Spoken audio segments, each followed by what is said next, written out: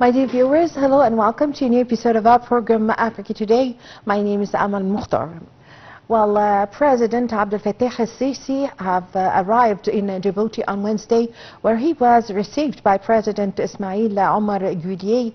The two leaders will discuss means of fostering bilateral relations between the two Arab and African nations. President al-Sisi and Djibouti's president will also discuss regional situation in the Red Sea and the Horn of Africa. The details in the following report. In recent years, Egypt has pursued a bold strategy to expand its economic footprint in Africa, and Djibouti has become a key partner in this vision. Located at the crossroads of global shipping routes, Djibouti serves as a natural bridge to East African markets. Egypt has responded by announcing the development of a major logistics zone in Djibouti, which will serve as a launch pad for Egyptian goods, services, and investments into neighboring countries like Ethiopia, Somalia, and Kenya. This economic corridor includes plans for streamlined customs procedures, dedicated shipping routes, and direct air cargo services.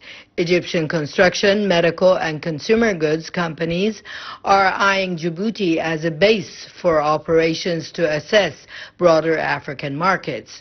Through this partnership, Egypt is not only promoting trade, but also investing in African-led development, infrastructure, and job creation. It is a shift from traditional donor-recipient models towards mutually beneficial growth, reflecting Cairo's renewed African policy under the framework of the Agenda 2063 and the African Continental Free Trade Area.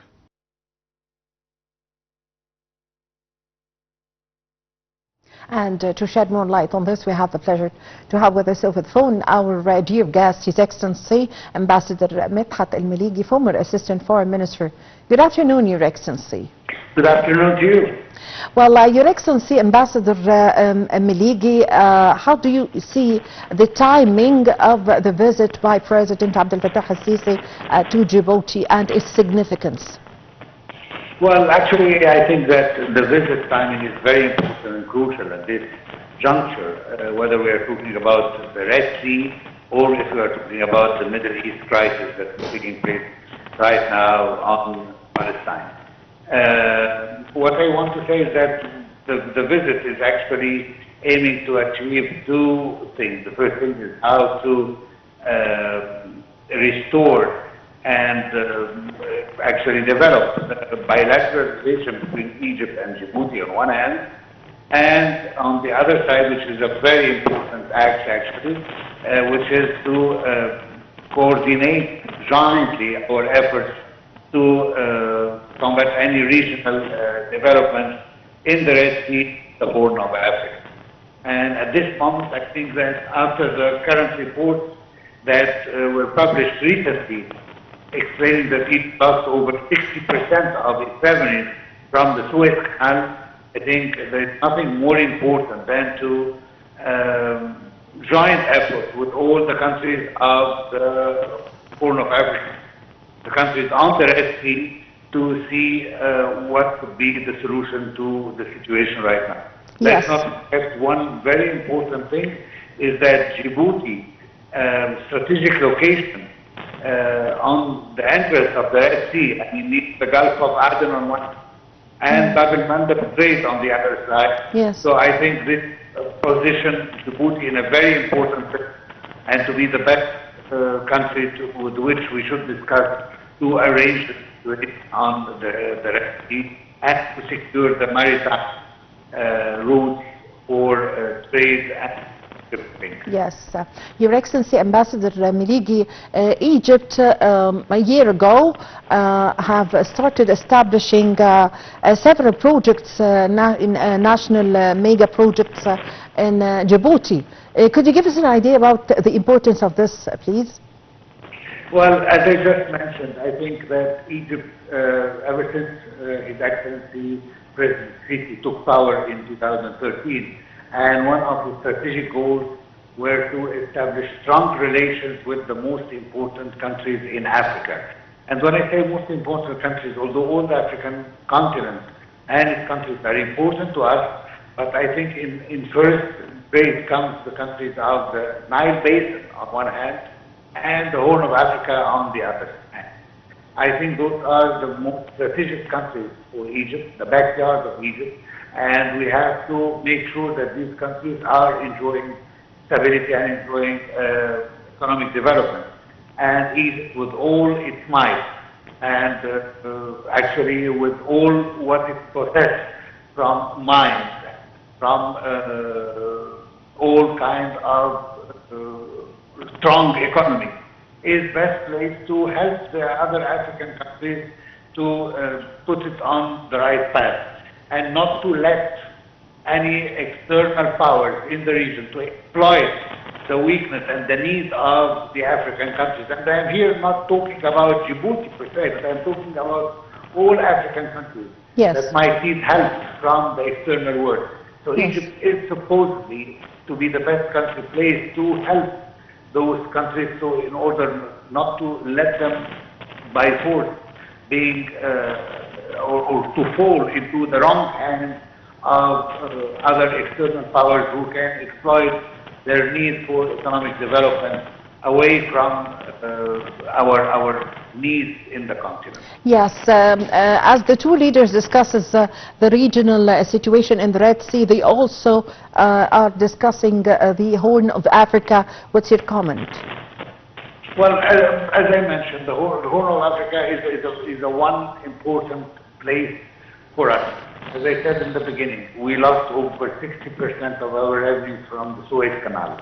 And accordingly, we need to establish strong relations with all the countries that are in the Horn of Africa and are on the Red Sea, because these countries are also well placed to help the whole region and the whole maritime routes to develop and to thrive. Let's not forget that the Houthis, with their persistent attacks on any ships that are going to Israel, are harming the Suez Canal. Yes. I'm not here talking from a political point of view whether I defend this or not, but I am talking here from the economic point of view.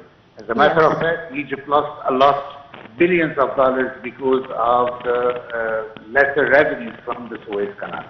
And I think that the most important thing is to try with the countries in the Horn of Africa to have good relations. Let's not forget that there is some countries, even from this region, that are trying to exploit the weak situations in some other African countries of the Horn to get some economic privilege. And I could mainly name Ethiopia here, trying to destabilize Somalia, for instance, by trying to make accords and agreements with the Somaliland, which is a separate group and a separate part of mainland Somalia. And this is actually weakening the Somali position and exploiting the weakness of it for its own privilege. So Egypt is here to help the African countries to regain their territorial integrity and not to let anyone be able to exploit its weakness to its own good. Yes. Also, Your Excellency, Ambassador Melligy, Egypt is engaged with Djibouti on multiple fronts, on top of which is the economy, trade and investment. Please, if you could shed more light on this point. Well, as I said, the idea is to strengthen the economy of the countries of the Horn of Africa. That's why we have recently seen a lot of summits between Egypt and many of the countries, whether we are talking about Somalia, Djibouti, and all the other countries of the Horn of Africa. The main point in our mind is that we should help them to strengthen their economy, to develop their economy, and to be able to thrive on their own in the economic world. So Egypt, as I said, is the best place, the best country placed to help those countries. First, for themselves, as we always help our African friends, and second, for our own national security, because these countries, as I said, if not helped, they could fall into the wrong hands and be exploited by them to the favor of third parties that we don't want them to see ravishing on the weakness of Africa. Yes, I thank you very much for your time. Thank you for your valuable information, Your Excellency Ambassador Medhat Melligy, former Assistant Foreign Minister. I really had the honor to have this phone with you. Ladies and gentlemen, a short break and along to be back with you.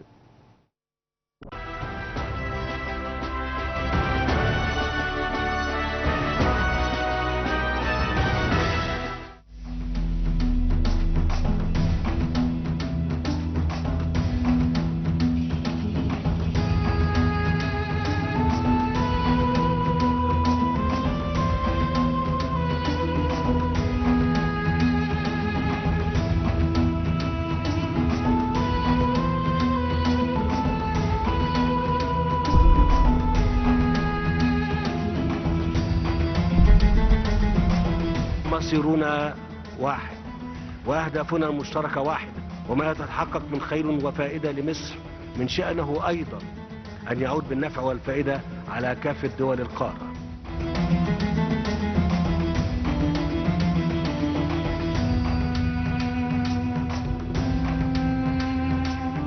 إن مصر لن تدخر جهدا لدعم ونقل خبراتها لأشقائها الأفارقة لتصبح أفريقيا قوة فاعلة على الساحة الدولية بحلول عام 2063. سوف تتجه إفريقيا إلى المزيد من التقدم والازدهار والسلام والتعاون المشترك.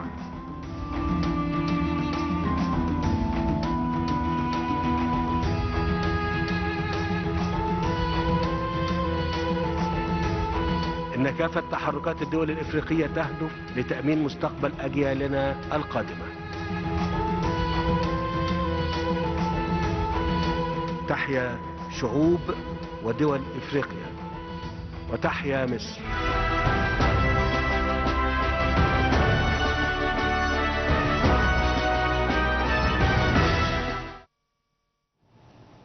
Welcome back.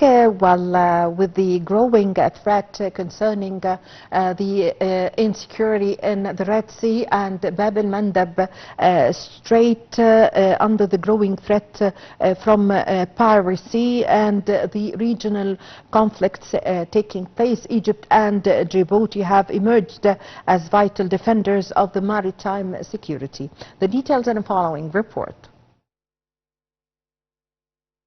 As global tensions rise and shipping lanes grow increasingly vulnerable, Egypt and Djibouti have stepped up as key guardians of maritime security in the Red Sea and Bab el-Mandeb Strait. The strait, through which nearly 10% of world trade passes, has become a focal point for regional and international attention. Egypt, with its historic role in managing the Suez Canal, and Djibouti, with its proximity to the Gulf of Aden, are collaborating closely to safeguard these waters. Joint initiatives include naval coordination, information sharing on maritime threats, and joint training exercises aimed at deterring piracy, arms trafficking, and smuggling. These efforts are not only vital for regional stability, but also critical to ensuring global energy and goods continue flowing uninterrupted. By aligning defense strategies and port security capabilities, Egypt and Djibouti are positioning themselves as indispensable players in securing one of the world's most strategic waterways, building a united front that benefits both African nations and the global economy.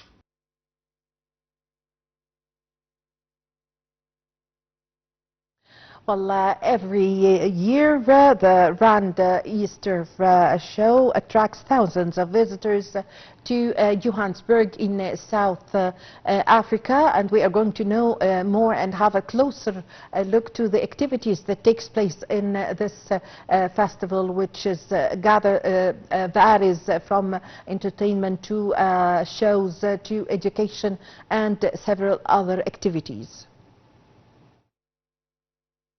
Every Easter, South Africans from far and wide gather for the Rand Easter show at the Johannesburg Expo Center in South Africa. The visitors enjoy fairground rides, food stalls, exhibits, and shopping at the family-based event. It is the largest consumer exhibition in South Africa. One visitor said that they really enjoyed in Rand Easter Show. Another one added that it's for everyone, so they are having a fantastic time. The theme for 2025 was Ocean Wonders, and there was a virtual aquarium experience and an interactive marine world on offer. The expo also has a dedicated space that hosts a wide range of government departments and public sector institutions, allowing visitors access to essential services while learning about the different sectors in government. The show's CEO, Adele Harton, said they are always looking for ways to keep the experience fresh.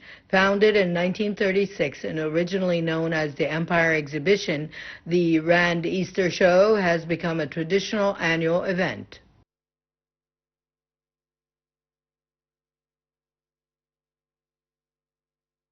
Well, with this, my dear viewers, we come to the end of this episode of our program, Africa Today. My name is Amal Mukhtar. Thank you for watching.